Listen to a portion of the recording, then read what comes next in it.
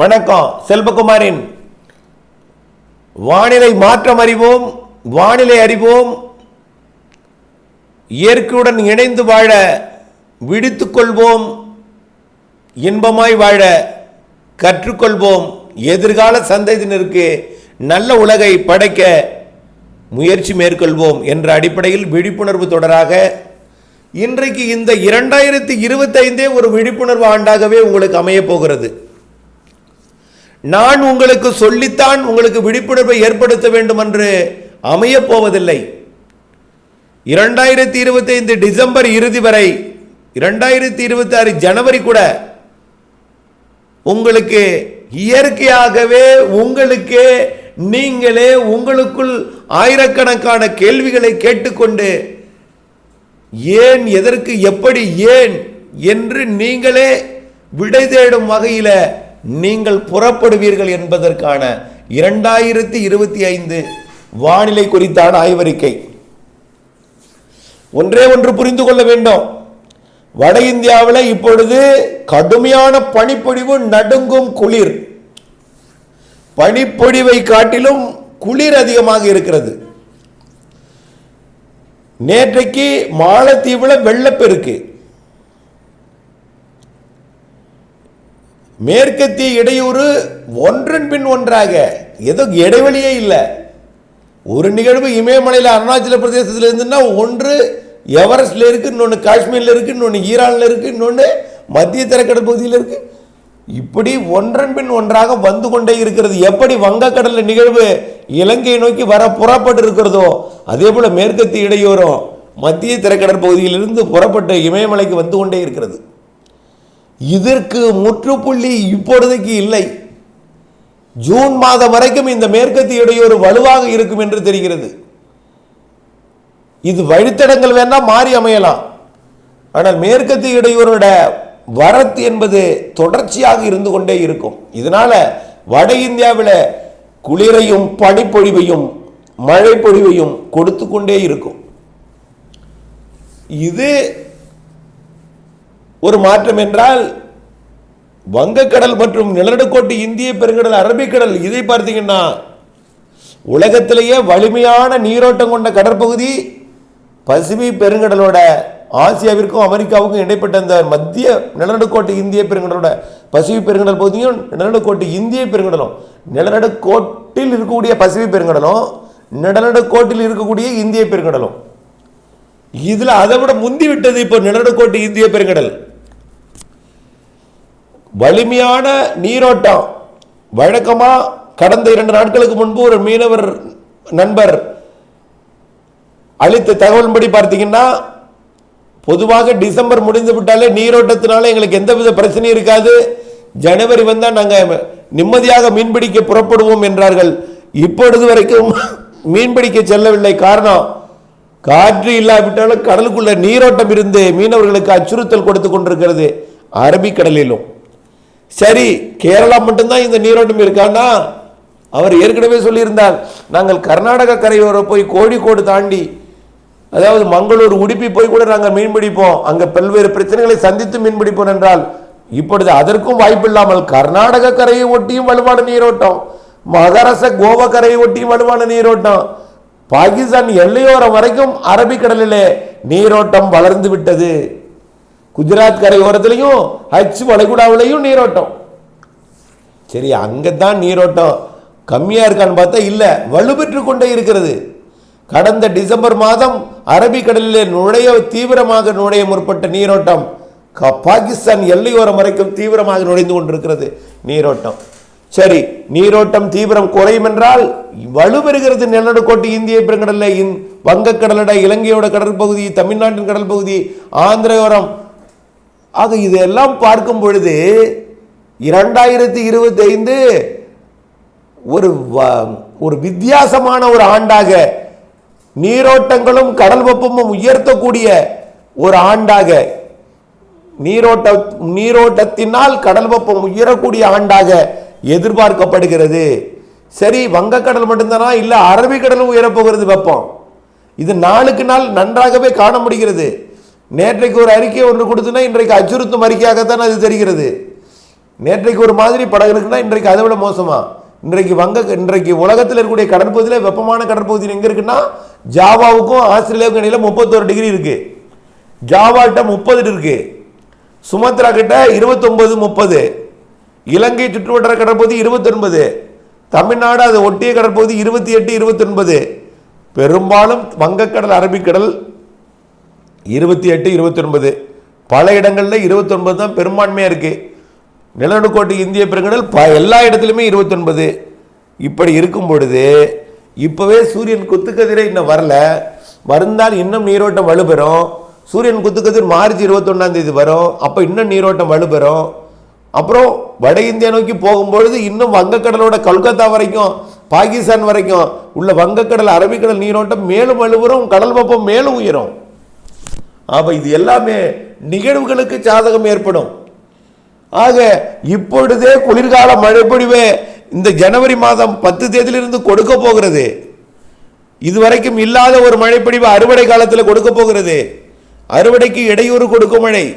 விவசாயிகளுக்கு விதைக்கும் பொழுது மழை இல்லை, வளரும் பொழுது மழை இல்லை, வளரும் பொழுது சில இடங்களில் பாதிக்கும் மழை, அறுவடை செய்யும் பொழுது மழை என்றால் விவசாயத்திற்கு ஒரு இடையூறாகத்தான் அது அமையும். ஆக இப்படிப்பட்ட மழை வரக்கூடிய தை மாதத்தில் இருக்கிறது.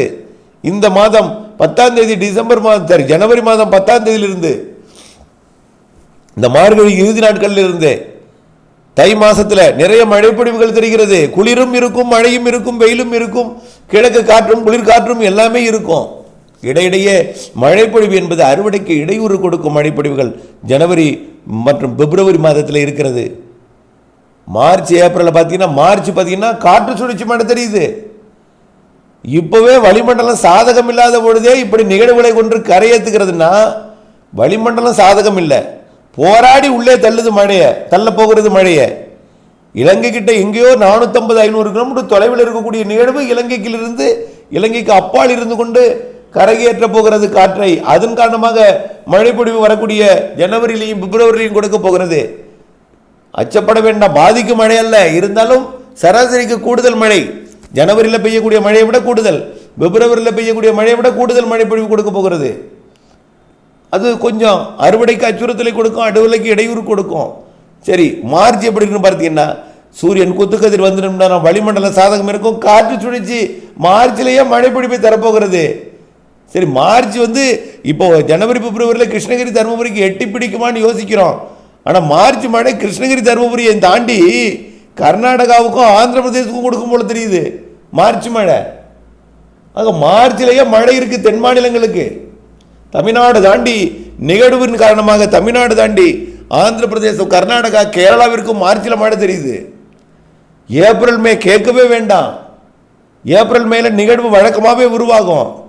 இந்த ஆண்டு கடல் நீரோட்டமும் வெப்பமும் உருவாகி இருக்கிற காரணத்தினால, வெப்பமும் அதிகரித்திருக்கிற காரணத்தினால, வளிமண்டலமும் ஏப்ரல் மேல சாதகமாக இருக்கும் காரணத்தினால ஏப்ரல் மேல வலிமையான நிகழ்வு தெரியுது. இன்றைக்கு சொல்லல, நேற்றைக்கு சொல்லல, திரும்ப திரும்ப திரும்ப திரும்ப ஆணி அடித்தது போல் சொல்லிக்கொண்டே இருக்கிறேன். இதில் எந்த மாற்றமும் நான் மாற்றவே இல்லை. ஏப்ரல் மே வலிமையான நிகழ்வுகள் 2 இருக்கிறது. நிறைய மழைப்பொழிவு தரப்போகிறது. கோடை வெப்பமும் இருக்கும். கோடை வெப்பத்தில் அனலை விட புழுக்கம் அதிகமாக இருக்கும். புழுக்கமும் வியர்வையும் கோடை மழையும் இருக்கும் இந்த ஆண்டு கூடுதலாக என்பதில் மாற்றம் இல்லை. காரணம் கடல் நீரோட்டம் தான் எல்லாமே காரணம், கடல் வெப்பம் தான் காரணம். இதற்கு என்ன மாற்று வழி? என்ன மாற்று வழி? ஒரே வழிதான், கார்பனை குறைக்கிறது தவிர பாக்கி எந்த வழியுமே இல்லை. அல்ட்ரா வயலட் அகச்சிவப்பு புற ஊதா கதிர்கள் கடல் மேற்பரப்பிலே விடுகிறது, வெப்பம் அடைகிறது, நீரோட்டம் வலுப்பெறுகிறது. இப்படியே போனால் எதிர்காலத்தில் வலுவான நிகழ்வுகள் ஆண்டு 2025 மட்டும் அமையாது. 2026, 27, 28 என்று வரக்கூடிய எல்லா ஆண்டுமே அச்சுறுத்தும் ஆண்டாக இருக்கும் என்பதை புரிந்து கொள்ள வேண்டும். ஆக கோடையிலும் மழை இருக்கிறது. இப்பொழுது உங்களுக்கு புரியாது, அனுபவ பாடம் கொடுக்கும் பொழுது நம்பிக்கை வரும். இந்த வார்த்தை உங்களுக்கு காதில் கூட சரியாக ஏறாது, லேசாக கேட்டுக்கொண்டிருப்பீர்கள். அது வரட்டும் பார்க்கலாம் என்று கொண்டிருப்பீர்கள். வரட்டும் பார்க்கும் பொழுது, வந்து பொழுது பார்க்கும் பொழுதுதான் உங்களுக்கு புரிதல் ஏற்படும். இப்படித்தான் அனுபவப்படும் பொழுது புரிதல் ஏற்படுத்தி கொண்டு அடுத்த வினாடி அதை மறந்துவிட்டு அடுத்த விலைக்கு சென்று விடுகிறோம். இதனால் ஏற்பட்டிருக்கக்கூடிய விளைவுதான் அடுத்தடுத்த வானிலை மாறுதல்கள் காரணமாக, வெப்ப உயர்வு காரணமாக பருவமழை என்பது சீராக இல்லாமல் கொட்டி தீர்க்கிறது குறைந்த நாளிலே, ஆண்டில் பெய்ய வேண்டிய மழை 6 நாளில் பெய்கிறது. இப்படிப்பட்ட பிரச்சனை எல்லாம் இருந்து கொண்டே இருக்கிறது. சரி, கோடை மழை சிறப்பாக இருந்தால் தென்மேற்கு பருவமழை சிறப்பாக இருக்கிறது என்று சொல்வீர்கள். அப்படி அல்ல. இந்த ஆண்டு வங்கக்கடலை விட அரபிக்கடல் தான் வெப்பம் அதிகமாக போகிறது. சார் என்ன சார் நெகட்டிவ் வைவோடி, நீங்க திடீர்னு என்ன சார் இப்போ பாசிட்டிவ் வைவோடியாக போறீங்கன்னு? உண்மைதான். இடைக்காலம் முதல் கட்டமாக அது நெகட்டிவ் வைவோடியாக மாறினாலும் பிறகு பாசிட்டிவ் வைவோடியாக மாறிவிடும் போல் தெரிகிறது. கண்டிப்பா பாசிட்டிவ் வைவோடினா அரபிக்கடல் தென்மேற்கு பருவமழை காலத்தில் பாசிட்டிவ் வைவோடியாக மாறும், பிறகு நடுநிலை ஐவோடியாக மாறும். நடுநிலையாக இருந்தாலும் பாசிட்டிவாக இருந்தாலும் நெகட்டிவாக இருந்தாலும் பெரிய அளவிலே வெப்ப மாறுபாடு வங்கக்கடலுக்கும் அரபிக்கடலுக்கும் இருக்காது. நிலநடுக்கோட்டு இந்திய பெருங்கடல் ஒட்டுமொத்தமே ஒரே அளவு வெப்பமாக இருக்கும். ஆக தென்மேற்கு பருவமழை ஆண்டும் நிகழ்வுகள் ஆண்டாக இருக்கும். வட இந்தியாவிலே வலிமையான மழைப்பொழிவுகள், எங்குமே பற்றாக்குறை இல்லாத மழைப்பொழிவுகள், பாதிக்கும் மழைப்பொழிவு தான் 2025 தென்மேற்கு பருவமழை காலம். தென்மேற்கு பருவமழை தான் ஒரு நாட்டின், அதாவது இந்திய நாட்டின் தென்மேற்கு பருவமழை தான் விவசாயத்திற்கும் பொருளாதாரத்திற்கும் ஏற்றம் தரக்கூடியது. ஆனால் இந்த ஆண்டு கண்டிப்பாக பொருளாதாரத்தில் ஏற்றத்தை கொடுக்கும், விவசாயத்துக்கு சிறப்பான மழைப்பொழிவை வட மாநிலங்கள் எல்லாம் கொடுக்கும். அதே நேரத்தில் ஒரு சில இடங்களில் பாதிக்கும் மழைப்பொழிவாகவும் அமையும். நீர்நிலைகளை நிரப்பும், விவசாயத்துக்கு ஏற்றதாக இருந்தாலும் திடீரென்று குறைந்த நேரத்தில் கொட்டக்கூடிய மழை வட இந்தியாவில் நிகழ்வால் ஏற்படக்கூடிய பாதிப்புகளும் கூடுதலாக இருக்கும். இந்த ஆண்டு 2025 தென்மேற்கு பருவமழை காலத்தில் கேரளாவிலும் அப்படித்தான் தெரிகிறது. ஜூன் ஜூலை ஆகஸ்ட் மாதங்களிலே நிகழ்வு வட மாநிலங்கள் மழைப்பொழிவு கொடுத்தாலும் கேரளாவிலும் மழைப்பொழிவு இருந்து கொண்டே இருக்கும். தமிழ்நாட்டின் மேற்கு தொடர்ச்சி மலையிலும் இருந்து கொண்டிருக்கும் என்று எதிர்பார்க்கப்படுகிறது. 2025 தென்மேற்கு பருவமழை மிகச்சிறப்பாக இருக்கிறது. தமிழ்நாட்டிற்குமே அணைகள் நீர்பிடிப்பு பகுதிகளுக்குமே. சரி, அப்படி இருந்தால் வடகிழக்கு பருவமழை குறையுமா? இல்லை. அது அரபிக்கடலோடு தொடர்புடையது, வங்கக்கடலோடு தொடர்புடையது. அது வடகிழக்கு பருவமழை. தென்மேற்கு பருவமழை காலத்தில் ஆந்திராவிற்கு வடக்கே நிகழ்வுகள் உருவாகும். வடகிழக்கு பருவமழை காலத்தில் தமிழ்நாட்டு கரையோரம் அந்தமான் தெற்கு பகுதியில் உருவாகும் நிகழ்வு. இந்த நிகழ்வு அந்த இடத்தில் வெப்பத்தை உயர்த்தி வைத்திருக்கும் என்பதனால கண்டிப்பாக வடகிழக்கு பருவமழையும் சராசரிக்கு கூடுதல் இருக்கிறது. இந்த ஆண்டு 2024 கடந்த ஆண்டை விட 25ஆம் ஆண்டு நிகழ்வுகள் கண்டிப்பாக வலிமையாக இருக்கும். மழை பொழிவால் வலிமை பெறும், அதுதான் சிறப்பு, அதிகமான வாய்ப்பு. காற்று பாதிப்பு இல்லைன்னா கூட சிறு நிகழ்வும் அதிக மழை தரும், குறைந்த நேரத்தில் அதிக மழை பொழிவை கொடுக்கும். இது எச்சரிக்கையாகவே நீங்கள் எடுத்துக்கொள்ளுங்க. 2025 அது ஜனவரி மாத குளிர்கால மழையும் சராசரிக்கு கூடுதல், பிப்ரவரி மாத குளிர்கால மழையும் சராசரி கூடுதல், மார்ச் ஏப்ரல் மே கோடைகால மழையும் சராசரிக்கு கூடுதல், தென்மேற்கு பருவமழையும் சராசரிக்கு கூடுதல், வடகிழக்கு பருவமழையும் சராசரிக்கு கூடுதல், தென்மேற்கு வடகிழக்கு பருவமழை சராசரிக்கு மிகவும் கூடுதல். பொறுத்திருந்து பாருங்கள், உங்களுக்கு அனுபவம் பாடம் கொடுக்கும். நீங்களே ஏன், எதற்கு, எப்படி என்ற கேள்வியை நீங்களே எழுப்பி விடை தேட முற்படுவீர்கள். அப்பொழுது உங்களுக்கு விழிப்புணர்வுக்கு வரும், விழிப்புணர்வு ஏற்படுத்திக் கொள்வீர்கள். அந்த விழிப்புணர்வு உலக நாடுகளுக்கு ஒரு எச்சரிக்கை மணியாக உலகம் முழுவதுமே இந்த 2025 அச்சுறுத்தும் வானிலையாகத்தான் இருக்கும். அவர்களை விடுத்துக்கொள்ள ஒரு வானிலை மாற்றத்தை கொடுத்திருக்கிறது என்பதை நீங்கள் புரிந்து கொள்வீர்கள். ஆகவே கண்டிப்பாக ஒரு மாற்றத்திற்கான, ஒரு இயற்கையோடு இணைந்து வாழ உலக நாடுகளை ஒரு மாற்றி அமைக்கக்கூடிய 2025 இயற்கை என்பதை புரிந்து கொண்டு வானிலை அப்டேட்ஸுடன் இணைந்திருந்து திட்டமிட்ட வேளாண்மை செய்திட வானிலை மாறுதலுடன் அப்டேட்ஸுடன் இணைந்திருக்க அன்போடு கேட்டுக்கொள்கிறேன். நன்றி.